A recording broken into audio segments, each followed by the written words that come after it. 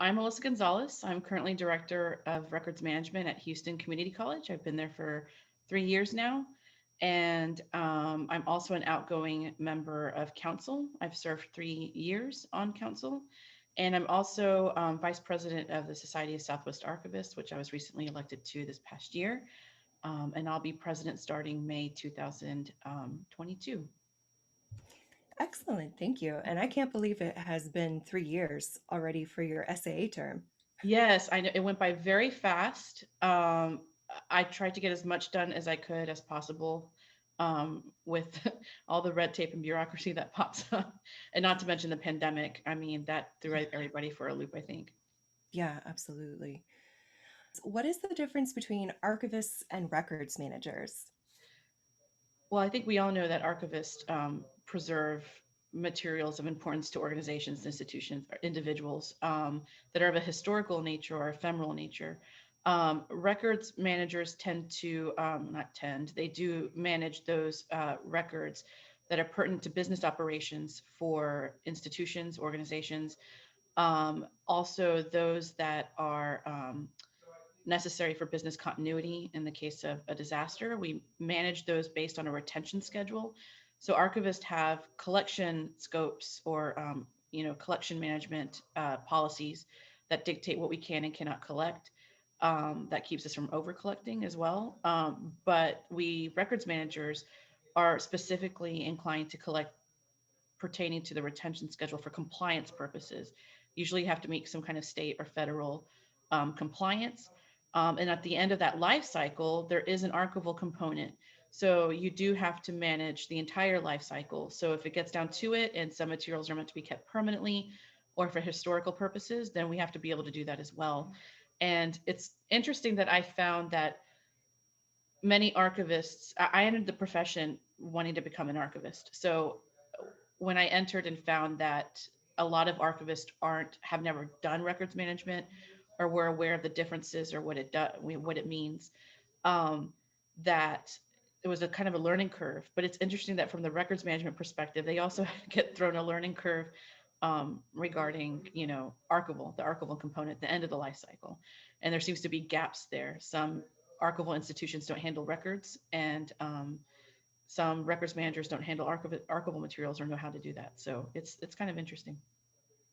Thank you for sharing. I know that SAA, of course, has members from both of those camps. And for you having served both sides, it's like a pivotal translation spot, I think, for many of us. It is definitely, and as we know, archival salaries. It's kind of sad that it's a running joke that records managers don't often their positions don't often require master's degrees. Yet they get paid considerably higher than archivists that do require, their jobs do require master's degrees. So I went to an ICRM, Certified Records Management prep exam course a few years back, and they do have a section that covers archival science. And the person that was teaching it was like, I haven't actually been an archivist for quite so many years. I was the only archivist in the room. So when she found out, she kind of like looked to me for some questions. But at the end of it, she walked up to me. She goes, "I am so sorry. We get paid so much better than you." I mean, it was that bad. It was that I was like, "Wow, okay, we're there." So it's just, I made the switch for salary purposes, which I think many archivists do that. Yeah, absolutely. And can't blame them slash you. I mean, it's a smart decision. Yeah, Yeah. got to think about it. So this sort of goes into our next question, which originally was why did you become an archivist slash how did you become an archivist? But if you'd like to also address the switch to records management, then that would be great to hear as well. Sure. So I went to UT Austin as an undergrad, so I was very aware of their iSchool. While I was there, I worked for a professor in Middle Eastern Studies section department because I actually wanted to be an Egyptologist when I started undergrad. So I did specialize in ancient Roman, Greek, and Egyptian art and architecture. I took a lot of conference courses pertaining to that, and then I worked for a professor who specialized in early writing. So I did a lot of um, archival pickups and research and scan, made sure to go and get some resources for her. And so I visited many archives while, I was in undergrad, and that's how I became aware of them. Um, and then I graduated, of course, just volunteered in a museum, realized, what the actual real world situation is like for curators, not to mention POC curators. And I was like, oh, okay, this probably isn't going to be feasible or work out. And if it does, it's going to be a struggle. Um, so I went back to banking, which I had done off and on from a retail perspective since I was 17, and had always been a great backup. So I ended up working in corporate banking for a few years. And while I was there, um, I was like, oh, look, I'm handling all these records and I'm managing the records for this department. And this is a job. And I started, looking into it. I thought, oh, it's parallel to the archival profession. And I started looking at programs. And so I ended up going with Simmons and went to Boston in 2007 to get my master's degree. And while I was there, interned or worked at the Simmons College Archives. I interned at the Peabody Museum at Harvard um, of Archaeology and Ethnology, and then also at Mass Historical. And then in between that, because I was really paranoid and the recession hit, and I saw that, even Harvard was laying people off. And when that happened, everybody kind of freaked out. So I was like, oh, I need as much experience in different types of archives with different types of files and formats and different, CMSs as much as possible. So I'm as marketable as I can be. And I ended up interning between, I call it the archivist at the Johnson Space Center Archives at U of H Clear Lake, University of Houston Clear Lake, and ended up securing an internship between my first and second year while I was home. And then, yeah, and then when I was graduating, I thought, well, I'd like to go back to Texas because the cost of living on the East Coast is kind of ridiculous. And when you grow up on the Gulf Coast, you can see how your dollars really stretch. Um, so I started applying for jobs that were closer to Texas, and my first gig was in a really small town in South Texas that was actually pertinent to the Texas Revolution, and so it was a town of 2,000, and the county I think had 20,000, and I ended up moving there afterward, and it was interesting. I reported to the library board, which was made up of retired teachers. So they weren't really familiar with what I was supposed to be doing, which is why I was really glad that I'd had so much experience prior to going. They had hired a consultant from Houston at one point to come in and create a draft of what needed to be done, what needed to be addressed, how it should be addressed, and of course to hire a professional archivist. So they had hired someone prior to me who had left, and I was her successor. And so those policies and procedures helped out considerably well, having my first gig in that small town with no help or assistance nearby. So and then what I realized was that all of the historical materials from 1836 were at either Austin or the state. So they didn't really have a lot of materials, historical materials that had to deal with that and the mission that was nearby. And so I was like, okay, so there's got to be other things I can do here in the area. And so I ended up bringing in the Methodist Church's records. And so there were institutional records more so than historical, because the Methodist Church keeps a lot of their birth and marriage and death certificates and books. So I kept mostly their institutional, how that church started, their board meeting minutes, things of that nature. I started a collection for the library board as well, and just started doing more institutional archival collections that had to deal with the library, the archives, the county, that kind of thing. Did some work with the local historical commission. And then my next job after that was with the National Cowboy and Western Heritage Museum. And while I was there, my boss noticed that I had had records management experience, and that when I was at Simmons, you did have an entire course. I want to say I had at least two, but at least one definitely, but at max one, two um, records management courses. And that's when I started picking up, oh, this isn't normal for people to have that background or at least have a semester of it. So I counted myself really lucky at that point. And she was like, can you start getting the institutional archives together for this museum because they've never done it before? And I was like, okay, I'll draft some policies and procedures and see if we can get started. And then when I went to UT Arlington after that, the same thing happened. They had a records manager that reported to the provost office. I believe she's still there. She was retired and thought that she would take a part-time gig nearby that would occupy her time, her spare time, and it ended up turning into a full-time position again for her. So since I was the university archivist, we were working in tandem to determine, when, records become archival. And it was really kind of mind-boggling that the UT system doesn't have a set retention schedule for all of its sister or, subsidiary um, universities. So it was kind of interesting that we each had to do them on our own. And I found that in Texas, that kind of happens a lot with institutions that have um, other, sister institutions in other cities, that they don't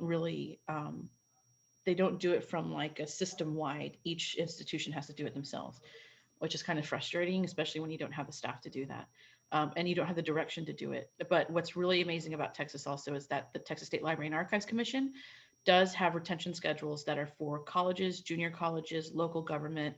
It's all mapped out. So all you have to do is pretty much um, double check with your departments that those are the records they create, which ones they don't, wipe them out, cater it to your institution, and then you've got a retention schedule in place. But it's still a lot of work because you've got to confirm and meet with all those departments. Departments have sub-departments, sub-sub-departments, and it can get really granular very fast, and it kind of becomes a mess. But when I went to the Whitney Museum in San Antonio, I ended up doing the same thing, building institutional archives, because they had never, I was the first archivist in their 82-year history at that time. So they had a lot of amazing archival collections, but they didn't have anything documenting the institution itself, and they had plenty of material to be doing that, and to have those collections in place. So I started that there. Um, Museum of Fine Arts Houston already had an amazing institutional archives collection scope in place. So it was just a matter of continuing that and moving it forward. And then that's how I found myself, at Houston Community College as a director of records management. And they also really had a great program in place too, as far as the retention schedules go. We do create our subsidiaries, but yeah, that's kind of how I made that transition. Is that um, being a single woman in your mid 40s, and you start thinking about retirement and everything else, and you're like, oh, I need to start looking at this and how to take care of myself with a single income. And I had taken my father had passed away in 2016, so when I was in San Antonio, I needed to get back home to Houston to help my mom out, and it had always been a dream growing up in Houston to work at the Museum of Fine Arts Houston. And Lorraine Stewart had told me at the time that she needed an assistant archivist, somebody who hit the ground running, and I needed a job there. So I ended up taking a pretty sizable pay cut to get back to Houston. And when Lorraine left, I realized how much she had been getting paid after working there for 20 plus years as the head of the archives of a major museum, national museum. And I was floored. I was just that I can't believe it's taken her that long to get over 80,000 in a prominent, I mean, fourth largest city in the country, and a prominent museum at that. And I wasn't going to get things had happened after she left. So I think the idea was that I, with my experience, would be able to move into that position, but it unfortunately didn't work out that way. So I started looking at other options, and a friend of mine told me about the HCC gig, and lo and behold, I was in shock when I got the call that, well, not that I had gotten the job, I was like, yay. But I mean, when they told me the compensation package, I was ready to negotiate. I had all my terms laid out. I was ready to go. And I'm still kicking myself because I thought maybe I could have negotiated more and gotten more. But I was so shocked at the starting salary. And I was like, oh my God, Lorraine had worked 20 plus years in museums to get to 80, and they're offering me like 81. And I, off the bat, and I was just like, this is insane. I couldn't believe it. Just all that hit me at once on that phone call. And then I thought, oh, I have to actually answer this man. So yeah, and then it dawned on me. I was like, but it's just, I even knew what the range was, but to think that you would be offered, at that end, the difference is just amazing, and sad, and really frustrating. But I thought, I just can't, now that I've, taking care of my own personal goals, I can't just leave behind the things that I've been working on before, because they're still very important to me. Um, Especially we're so academic heavy in the profession in SAA, that just trying to look out for more smaller nonprofits and other groups, and working on standardizing to some degree, or as much as we can, archival salary, So yeah, I'm still trying to work on that as much as I can. But yeah, that's how I transitioned. It was basically pay and opportunity. And I actually do enjoy records management. I miss archives. I'm actually building the HCC archives right now because they just had their 50th anniversary and they've never built anything either. They started as another school in the 20s, which split off into the University of Houston and Texas Southern. And um, they just never, they never, they just formed their own archives at those two institutions. And so I think Houston Public Library has some of the materials as well. But they still produced when they HCC started in the 70s. And so yeah, I've been working on that and working with Erica Hubbard, who's our director of libraries, who's amazing. They have a fashion archives, which is astounding that a junior college would have a fashion archives, but it was donated by a local family, a local socialite, and then her friends started donating, and there are just some amazing pieces in that collection. So um, I noticed that digital preservation was an issue at this institution, and it seems like records managers, there's been so many webinars out there right now in the RIM world that have to do with digital preservation because I don't think so many of them have been wrangling with just electronic content management that they haven't really, I think, started looking towards preserving things that are 10 plus years or permanent. So I that was a goal of mine since I first got here. And we're working on phase 2 of our digital preservation system. And so that should be up and running pretty soon. And I'm hoping that that will help out with our essential records program as well. Um, but yeah, it's been great making the switch and I enjoyed it thoroughly, but I still think I'm an archivist at heart. Yeah, I think it never really quite leaves us. It does. Yeah. You've had quite a career thus far. I didn't Yeah. know quite how much you got like jam-packed in there. It's full of good stuff. Yeah, there for a while. It was 10 years of a lot of moving. I Mm. got really good at packing and moving and figuring that out. But yeah, most of it was upward mobility and moving for upward mobility and jobs. And it was really funny when I got the job at the Cowboy. My boss said to me my first day on the job, she said, "I'm not paying you enough. I can't pay you what you deserve, and you deserve a lot more than what we can. And but I'm going to do everything I can for you regarding professional development. I'm going to send you to whatever you want to go to, whatever we have money for. I'm going to send you to. You'll go with me on donor visits. I'll do whatever we can to boost so that we can get you another job. That's And I was like, this is my first day on the job. You're always trying to get me another job. I just moved here. I drove 8 hours, but yeah. So it's been interesting to say the least to see how different academic and museum and how they function, especially here in Texas and other places I've worked. So yeah, I don't think you quite see the regional differences until you've actually moved around some and seen it. And graduate school surely doesn't prepare you for that. That's the truth. Absolutely. This is not an official question, but so let me know if it's okay if we ask it on the record. But you had touched on salary advocacy, especially as it was pertinent to your story. Is it okay if I ask you a question about, because from my perspective, that was one of the things you went into council as like one of Yeah, your priorities. And I know it's been something you've championed for us. Is it okay if I ask you like why you did that and why it was important to you? sure. So when Rebecca Goldman asked me to be on the steering committee, I think I had started tweeting and I was on the ANA listserv there for a bit when a lot of people were, just pick yourselves up by your bootstraps. I'm like, I'm tired of these answers. And there in 2011ish, all that was going on. And I don't know if that's how I got on her radar, but Rebecca called me or email contacted me about being on the steering committee to create the bylaws for the students and new archives professionals roundtable. Oh, at the time roundtable, now section. But and so I joined that because I thought this is going to be a great group. Oh my gosh, she's got so much impetus and steam behind her, and I'm really passionate about this because I didn't feel at the time that we were getting any I don't want to say any, but it just seemed like we were getting the same answers over and over and over again. And I also kind of wanted to steer away from the whining and actually doing, or what was perceived as whining, and actually, because perception is everything. And unfortunately, that was coloring a lot of things. So I thought, well, let's see what this group does and see if we can't, make some strides and get some actual action done. And yeah, I ended up being the, I think, second chair of the group.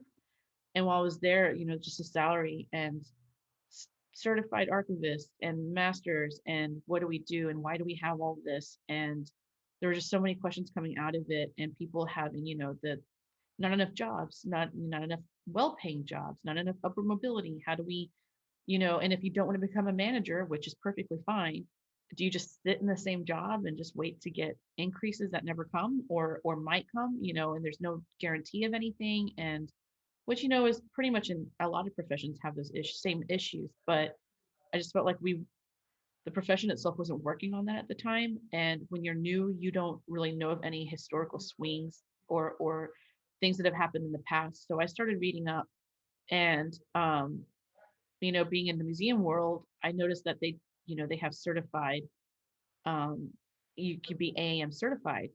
And a lot of museums do that, they get accredited. And I started looking at their, archival components. I started realizing that directors love to say that, we're an accredited museum or accredited institution.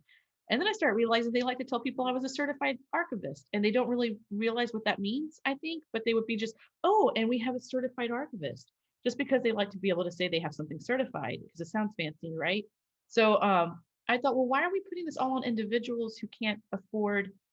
I don't have enough money. I'm lucky enough that my institutions have always paid for my memberships. I actually negotiated that at one point into my job, that she was like, well, we're not having a truck. Nobody's going anywhere. And I said, well, I'm sorry, I have to go to these conferences. So if you want me and can't pay me enough, you're going to pay to send me to these things. And I was the only person at the time that was going. And they're like, how did you make this happen? It's like, I negotiated into my contract. I mean, they're like, oh, I didn't even think of that. I'm like, well, I also was hired at that time when that was happening. So I could, but, so I highly recommend doing that if you can, so that you have it on paper that your institution will pay for your memberships and will pay for conferences, especially the big ones. Um, SSA, Society of Southwest Archivists, when I haven't been able to attend those, are usually low enough in cost that I could pay for them myself, which was great. And so your regionals are always always amazing to turn to as well. I love regionals. And but anyway, yeah, so I started reading up on that and kept thinking, well, why aren't we holding institutions accountable? Why is it always coming from individuals when we can't afford, I mean, to attend all the conferences, to get the points, to retain our certification without taking the test, and then paying the $50 every year, and then doing this and doing that, and then institutions not counting it because it's certification, and they don't consider that the institution shouldn't pay for those. You got to pay for them out of pocket, and then, oh, but they love to say we got a certified person. But so yeah, there's just all these red flags that were going up that I was just like, this doesn't make any sense. And why are we putting the onus on the individual when the institutions are the ones with the money? And I started reading and noticed that this had come up in the past before about institutional certifications. And we do have the digital archives, the MIT designation, but how many are able to get that too, because they don't have the resources? The institutions don't have the resources to actually get certified for that. And that's one very specific thing. It's not accreditation for the archives as a whole. And we have trusted digital repositories, but we don't have trusted physical repositories. And so this whole relationship that we start with donors and with our communities are based on just blind trust. Oh, we've always been here, we've always done this, we have these policies and procedures. But what actually backs up and supports those policies and procedures? Just the institution?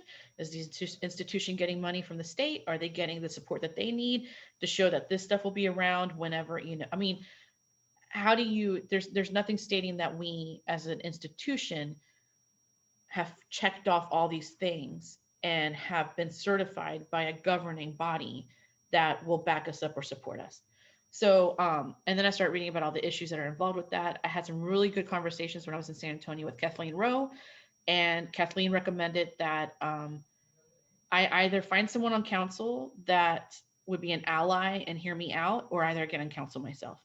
So I was like, oh, okay, I'll just start advocating for myself to be on council, and it worked.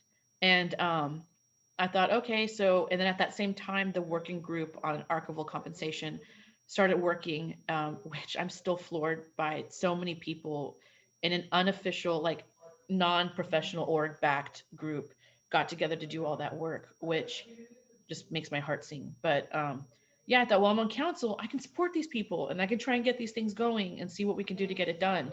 And when I tried to put forth a salary transparency in December of 2019 and it didn't pass, um, they wanted more information. And we're like, okay, well, we can get a task force together to put more information, to create a packet of recommendations if that'll make y'all feel better. And that was agreed. So I drafted it that day and night during the council meeting with Stephen Booth and I want to say Audra Eagle Young also helped me on that, and perhaps Courtney Chartier, I can't remember, but yeah, um, drafted that task force charge, got it going and got it approved that year. And then April of last year is when um, Greta Pittenger was, assigned as chair. We got the group together.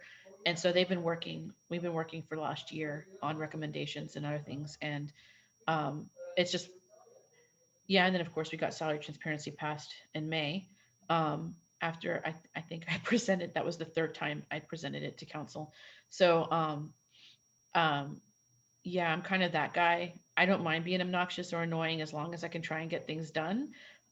Because it's just about being heard. So it's amplifying your own voice sometimes, even if you're that guy. So I have no shame, which I think helps. But it is what it is. I think as you get older, you just have less to give, and and you wake up in the morning like, you know what, I'm just gonna make it happen. I'm gonna try and make this happen. So yeah, and it's not done. I mean, there's so much work to be done, and I'm really looking forward to our new executive director who we just hired, SAA just hired, because she's already very aware of those issues. So I'm looking forward to see where SAA goes next in establishing and helping people regarding salaries. So yeah, it just, I hate that I'm rolling off and can't continue with that perspective, but it's nice knowing that I still have contacts and networks that um, I could sit with and talk to and possibly get things moving if we need to.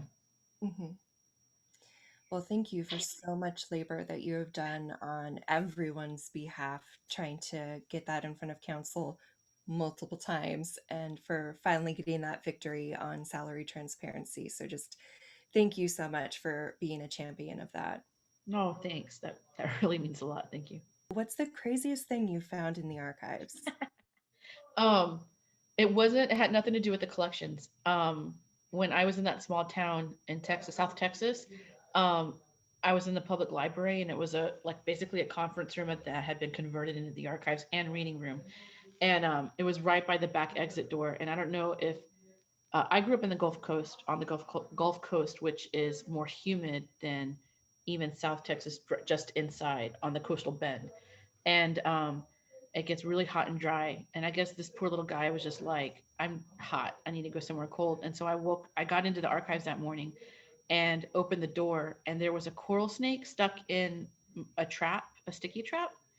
And I was like, oh, I was like, oh, red and yellow kill a like I had to actually remember the line because I thought I don't want to touch this, but I think it might be okay. And I was like, no, this is a bad noodle. So yeah, I ended up having to call someone to get some help. But I felt so bad for the poor thing too because it was stuck on. That's got to be a horrible way to go, being stuck on those little traps. But I just kept thinking, oh my god, I found a snake in the archive. I found a deadly snake, of course, in the archives. Um, I went the Hertzberg collection at the Whitty Museum was also just amazing from the standpoint that I had gone as a kid. I was always going to San Antonio because my uh, paternal grandmother lived in South Texas, and so we would always go down to see her for the summer, and then drive up through San Antonio on the way out. We'd hit all the things, and one of the things we'd always do was the Whitty and the Breckenridge Park and the zoo, and the Hertzberg Circus Museum was right there on the Riverwalk. And lo and behold, when they shut down in the late 90s, the Hertzberg will said that the Whitty would get the circus collections. And so while I was there, we were moving to a much nicer storage facility. Um, Actually, my Twitter picture is from working in the nasty commissary that was the old storage facility. And there was black mold. There were rats, and there were rats in the basement, like underneath. But anyway, working with the Hertzberg collection, the posters and the circus collection, and rehousing those, I was always finding something every day that I was like, oh my god, my Instagram's going to be insane because I'm just taking photos every day of these posters or things that my museum side collections people, the collections management, my peers were finding over there. And I've also had to go to a funeral home once, which was kind of weird because they still had the equipment with the fluids in it to, like, and the yeah. So working in that area was kind of, I've worked in some funky areas. Um yeah, I've worked in some really funky places. Yeah, Those are but it was definitely fun. the strangest things I've heard. Yeah, when there's like little baby coffins in the corner and you're trying to like put newspapers and obituaries together and box them and get them out of there, and you're like, this is kind of creepy, but it's also weird how quickly you acclimate, and then it's like, oh, it's just a baby coffin in the corner. I'm just not going to look at that anymore. Surprised I didn't have nightmares for months, but yeah, Part of the job, I guess. it is. Other duties as assigned for It's assigned. archivists. Yeah. Baby coffins, they don't tell you about that. No. Yeah. Another thing grad school did not Or prepare us yeah, for. embalming fluid, just Yes. Okay. Last question for you, Sure. Melissa. With COPA, part of our major activity is promoting outreach, awareness, etc. So, with that in mind, the last question is, how do you engage your audiences? I always try to engage people from I think a lot, like I said earlier, I have no shame, but I also believe in transparency as much as can be done. I mean, obviously, we're always going to be, especially with council and everything else, there are things happening on the back end that you can't release right away because you're still working on it. It's not finalized. You don't want to get anybody's hopes up. You don't want to do things, but I truly believe in being as transparent as possible. And I encourage people to read meeting minutes. I encourage people to ask to show up to council meetings, um, because there's a lot going on there that you don't get to see. And sometimes when you just see the meeting minutes in the end, they're very dry. You don't get to hear the conversations or discussions. Um, Also, to see how the people you've elected, how they're speaking on your behalf, how they're, I try to always keep that in mind as far as audiences are concerned. Um, I know that we're, as an org, from a leadership perspective and from an SAA leadership perspective, and even SSA, I have to think that people elected me for a certain reason, and that's to represent them. Also, I don't want to leave out everybody else. So I try to look at those perspectives as well. But I just, by being as honest as possible, even if sometimes that's blunt, because sometimes you got to put up a mirror for people to see that, things got to change. And but it also can't change overnight. So as much as I would like, as we saw with the salary transparency, um, taking care of yourself when you're doing all of that, and finding the right allies and support team, and just having your own network of people and standing back, and it helps out tremendously if you have, I know it's just kind of going a different direction, but it's what keeps me sane, to keep my audience in mind so that I don't lose track of that either. So I've always had support groups that are non-archivists. um, but so I have a support group of librarian friends that I've worked with in libraries that are aware of some of the same similar situations, and we're all going through these similar situations in the library profession. So just being able to have a group that you can bounce ideas off of, that you can go to vent, so that I'm not doing that publicly, because as angry as I get, if I do post or vent something publicly on social media, it's because I want other people to see the ridiculousness and see, look at this, I mean, you need to step back and look at what you just did. I think the 52 is a great example of that. I don't want to go too much into that because I probably already ticked off a lot of people, but it's one of those things where if you don't realize that, if you're not thinking about it when you make those decisions, then having it brought to your attention, and I tried to do that is in as sterile a way as I could, but also showing, hey, this is what this did. And I hope it helps people understand in the future to be able to try and step back and look at things more holistically.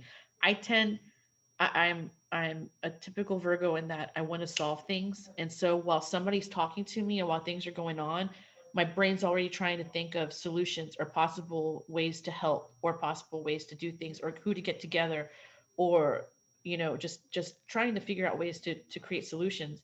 And so while I'm listening, I'm doing that. And then at the same time though, um I want to make sure you get the right people together at the table and also get people who probably aren't heard enough, and encourage them, which I know is difficult. And some people don't, want to be involved in that, and that's fine. But just trying to figure out um, how to get that going. And because of that, I think it's one of my weaknesses is that I do tend to I actually had a boss tell me this, that it's a strength and a weakness that I jump to act very quickly because I'm already been working on things, and my brain's been working overtime, and then I want to act. But I've taught myself, and it's a struggle, it's always a struggle for me, to step back and kind of look at it before I make a decision or before I actually do the thing. So I will say having a bullet journal has helped out immensely because then I can write down all my ideas and things so I don't lose them, because I think in the past that's what I've been kind of afraid of, is that all that stuff that's going through my brain is going to go and I'll forget, and then I'm like, and I didn't act on it, so it's like, and so I think, just being able to write it down and keep it in mind, and then being able to refer back to it and know that I wrote that back then, I want to make sure I don't lose track of that, and this person said this in this meeting, or I was in this webinar and this person said that, and I want to touch base with them about that. um, yeah, so I know with my liaison groups and council, for those that are more communicative, I've tried just to kind of be, hey, I'm here. If you need me, let me know what you need. Um, I've always told people, feel free to reach out to me, DM me on Twitter. If you feel like you need help with anything, let me know. So as far as my audience, I just want to make sure that I'm still listening and paying attention to what's happening and staying relevant, which I think is also what's great about the profession period, is that you're always having to work on yourself professionally to stay relevant because things are changing so fast. And I think it's the same thing with leadership. You just can't walk in with an agenda or with something in mind and forget about everything else or not pay attention to everything else, because it's all at some point going to work into, you can't do one thing without thinking how it's going to affect this or affect that. For example, COPA.